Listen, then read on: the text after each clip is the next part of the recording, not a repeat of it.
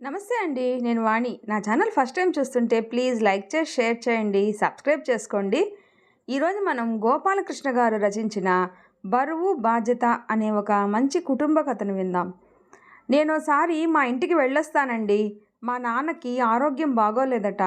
Office నుండి హడావిడిగా వచ్చి బ్యాగులో బట్టలు సర్దుతోంది హైమ. ఇప్పుడు అంత అవసరమా? రేపు ఆఫీసులో పార్టీ ఉంది.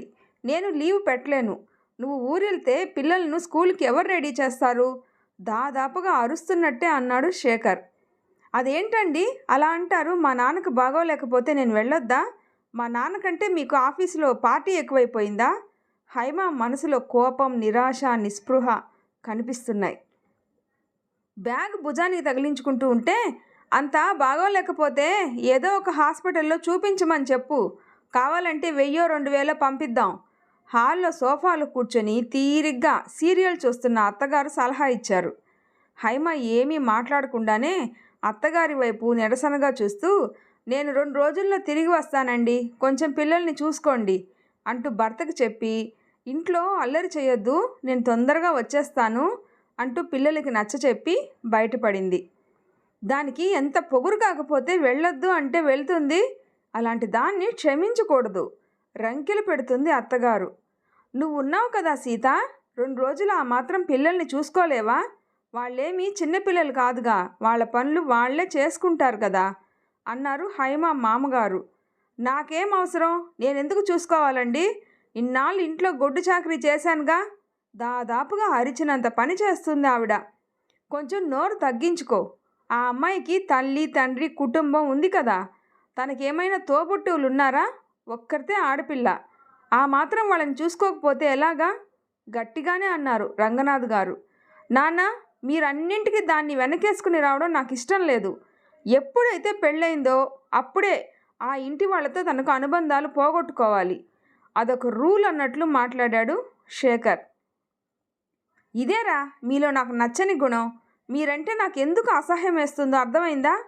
తను నీకంటే ఎక్కువ చదివింది, ఎక్కువ సంపాదిస్తుంది, ఇంట్లో ఆఫీసులో చాకిరీ చేస్తుంది. నీ భార్యని ఒక్కరోజైనా ప్రేమగా పిలిచావుట్రా? అది ఇది అంటావు, ఏమే అంటావు. నీ చదువు నీకు సంస్కారం నేర్పించలేదురా? మీరిద్దరూ మానవ జాతిలో పుట్టాల్సిన వాళ్ళు కాదు. విసురుగా అక్కడి నుండి లేచి వెళ్ళిపోయారు ఆయన. పనిపాటు లేక మీ నాన్న బుర్ర రాను రాను పనిచేయడం మానేస్తుంది విసురుగా అన్నారు సీత. ఆ 2 రోజులు ఇంట్లో అంతా నిశ్శబ్దం. పిల్లలు తమ పనులే కాకుండా చిన్న చిన్న ఇంటి పనులు చేశారు బామ్మకి. అయినా వాళ్ళ మీద అసంతృప్తి ఆవిడికి. మీ అమ్మ ఇలా చేసింది, అలా చేసింది, ఇల్లంతా పాడు చేసేసింది అంటూ నానా మాటలు అనడం పిల్లలకి బాధగా అనిపించేది. అయినా వాళ్ళేమీ అనలేదు. 2 రోజులు 2 యుగాల్లా అనిపించింది పిల్లలకి. కోడల్ని వెనకేసుకొచ్చినందుకు భర్తని సూటిపోటి మాటలు అనడం మొదలుపెట్టారు సీత. 2 రోజుల తర్వాత ఇంట్లో అడుగుపెట్టింది హైమ. ఆమెను శత్రువుని చూసినట్లు చూడడం మొదలెట్టాడు శేఖర్. కనీసం మీ నాన్నకి ఎలా ఉంది అని అడుగుతాడేమో అనుకునింది. కానీ అలాంటివేమీ అతని నోట్లో నుంచే రాలేదు. సరికదా, ఎక్కడి పనులు అక్కడే తగలడ్డాయి, వెళ్ళి ఇల్లంతా శుభ్రం చేయి అంటూ పురమాయించాడు.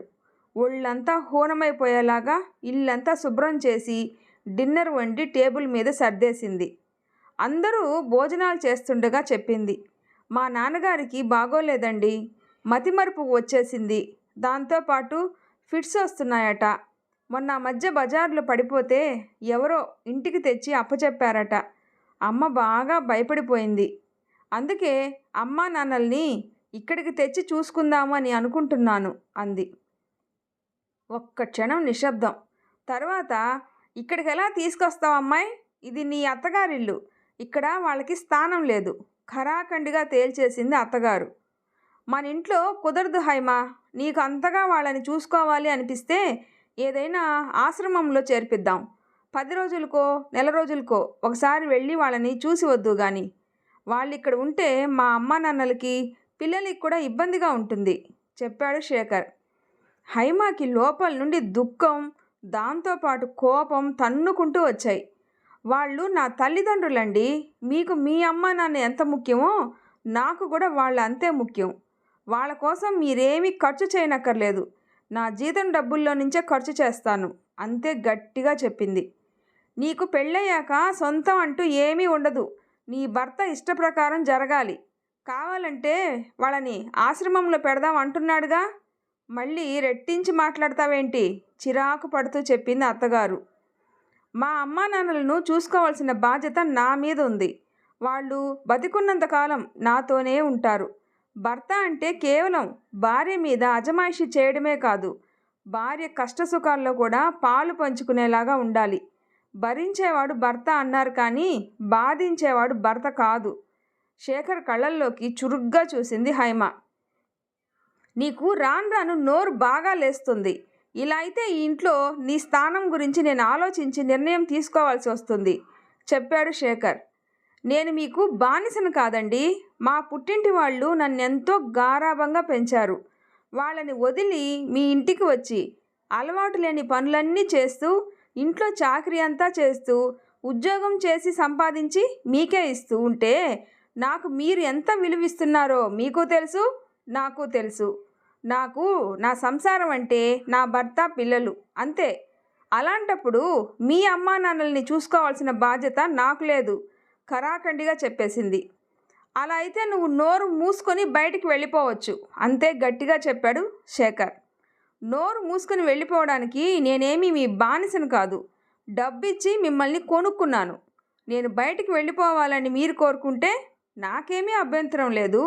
నేను మిమ్మల్ని కొనుక్కున్న డబ్బు, నా జీతం అన్నీ కలిపి వడ్డీతో సహా వసూలు చేసుకునే వెళ్తాను. మీరు దానికి సిద్ధంగా ఉండండి చెప్పింది హైమ.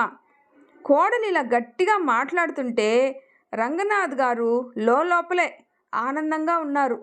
భార్య కొడుకుల నోటి దురుసు అతనికి తెలియంది కాదు. ఇన్నాళ్ళకి వాళ్ళని ఎదిరించే కోడల్ని చూసి అతను లోపలే చాలా సంతోషంగా ఉన్నారు. అది అలా రెచ్చిపోయి మాట్లాడుతూ ఉంటే నోరు మూసుకొని అలా సినిమా చూసినట్లు చూస్తారేంటండి? గట్టిగా బుద్ధి చెప్పడం మానేసి నోరు మూసుకు కూర్చుంటారేంటి అరిచారు సీతగారు. అనవసరమైన విషయాల్లో నేను జోక్యం చేసుకోను. ఒకప్పుడు నువ్వే కదా జోక్యం చేసుకోవద్దు అన్నావు తన గదిలోకి వెళ్తూ చెప్పారు. రాత్రంతా ముభావంగానే గడిచింది. హాల్లో పడుకున్న హైమని పట్టించుకునేవారే లేరు. పిల్లలు తల్లి పక్కనే పడుకొని ఏవేవో కబుర్లలో మునిగిపోయారు. తెల్లవారుజామున బాత్రూంలో దబ్బుమని శబ్దం వినిపించేసరికి ఉలిక్కిపడి లేచి పరుగున వెళ్ళింది హైమ. బాత్రూంలో కాలు జారి పడిపోయారు అత్తగారు.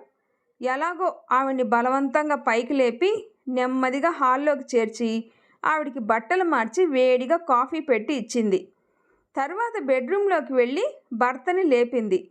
ముందు రాత్రి జరిగిన సంభాషణ మనసులో ఉందేమో. హే బయటికి పో, నన్ను డిస్టర్బ్ చేయకు, నీకు పని పాటు లేదు అంటూ హైమని కసురుకున్నాడు. ఆమె ఏదో చెప్పబోతే అటువైపు తిరిగి పడుకున్నాడు. హైమ వెళ్ళి మామగారిని నిద్ర లేపి తీసుకువచ్చింది. అప్పటికే అత్తగారు లేచి కూర్చోవడానికి చాలా నానా అవస్థ పడుతూ ఉన్నారు. అంబులెన్స్ని పిలిచి హాస్పిటల్కి బయలుదేరారు. ఈ అలికిడికి నిద్ర లేచిన శేఖర్ తల్లిని హైమ సహాయంతో హాస్పిటల్కి తీసుకెళ్లాడు. తుంటి ఎముక విరిగింది, 6 నెలలు బెడ్ మీద ఉండాలి అని డాక్టర్ చెప్పడంతో శేఖర్ బాగా డీలా పడిపోయాడు. 10 రోజులు హాస్పిటల్లోనే ఉండి అత్తగారికి ఆపరేషన్ అయ్యాక ఇంటికి తీసుకువచ్చింది హైమ. మీ అమ్మగారిని జాగ్రత్తగా చూసుకోండి, వేళకు మందులు అవి ఇవ్వండి. నేను వెళ్తున్నాను. మా నాన్న బాధ్యత నా మీద ఉందని చెప్పానుగా. మీరే వద్దు అనుకున్నప్పుడు మీ పిల్లలు కూడా నాకు వద్దు. నేను బయలుదేరుతున్నాను. అత్తయ్య మీ ఆరోగ్యం జాగ్రత్త అంటూ చెప్పి ఇంట్లో నుంచి బయటికి వచ్చింది. అమ్మా హైమ, నన్ను క్షమించు. కోడలివని నిన్ను చిన్న చూపు చూసి అత్తగారినని లేని అహంకారాన్ని ప్రదర్శించాను. నాకు భగవంతుడు సరిగ్గా బుద్ధి చెప్పాడు. హాస్పిటల్లో నువ్వు చేసిన సేవలు మర్చిపోలేను. ఎన్ని జన్మలెత్తినా నీ రుణం తీర్చుకోలేను. నువ్వెక్కడికి వెళ్ళొద్దు, నన్ను క్షమించు. మీ అమ్మా నాన్నలను ఇవాళే శేఖర్ వెళ్ళి తీసుకొస్తాడు. మనకి వాళ్ళేమీ బరువు కాదు. అందరం ఒక్కచోటే కలిసి ఉందాం. ఒక మనిషిని వంటకి, ఇంకో మనిషిని పనికి పెట్టుకుందాం. మనకి అదేమీ బరువు కాదమ్మా, నన్ను మన్నించు అంటూ ప్రాధేయపడ్డారు. నిజమే హైమ, భర్తని అనే అహంకారంతో నేను సంస్కారం మరిచి ప్రవర్తించాను. నన్ను మన్నించు. భర్త అంటే అధికారం చలాయించడం కాదు, భరించేవాడు భర్త. నీ కష్టాల్లో, సుఖాల్లో, నీ సంతోషంలో, విచారంలో నిన్ను ఎప్పటికీ విడిచిపెట్టకుండా ఉంటాను అని పెళ్లినాడు చేసిన ప్రమాణాలు మర్చిపోయిన మూర్ఖుణ్ణి. ఇవాళే వెళ్ళి అత్తయ్యని, మావయ్యని తీసుకొస్తాను. నువ్వు ఇన్నాళ్ళు చాలా శ్రమపడ్డావు, ఇవాళ విశ్రాంతి తీసుకో. నాన్న వెళ్ళి ఇప్పటికే మాట్లాడిన పని మనిషిని తీసుకొస్తారు అంటూ చెప్పాడు. మిమ్మల్ని, పిల్లల్ని వదిలి నేను మాత్రం ఉండగలనా? అమ్మా నాన్న పెద్దవాళ్ళు అయిపోయారు. వాళ్ళ శేష జీవితం సంతోషంగా గడిచిపోతే వాళ్ళ కూతురిగా పుట్టినందుకు వాళ్ళ రుణం తీర్చుకున్నానన్న సంతృప్తి ఉంటుందండి అంది హైమ. ఇలాగైనా మీకు జ్ఞానోదయం కలిగి అందరం కలిసి ఉందాము అన్నందుకు చాలా సంతోషంగా ఉందిరా శేఖర్. నువ్వు వెళ్ళి వాళ్ళని జాగ్రత్తగా తీసుకొనిరా అంటూ కొడుక్కి సంతోషంగా వీడ్కోలు పలికి, నీకు ఇన్నాళ్ళకైనా కోడలి మీద ప్రేమ కలిగినందుకు చాలా సంతోషంగా ఉంది సీత అన్నారు రంగనాథ్ గారు. నా మాటలతో మిమ్మల్ని కూడా హింసించినందుకు నన్ను క్షమించండి అంటూ భర్త చేతుల్ని తన చేతిలోకి తీసుకొని కళ్ళకద్దుకొని నమస్కరించారు ఆవిడ. ఈ వీడియో నచ్చితే ప్లీజ్ లైక్ చేసి షేర్ చేయండి, సబ్స్క్రైబ్ చేసుకోండి. స్టోరీ ఎలా ఉందో తప్పకుండా కామెంట్ చేయండి. ప్లీజ్ సపోర్ట్ చేయండి. Thanks for watching.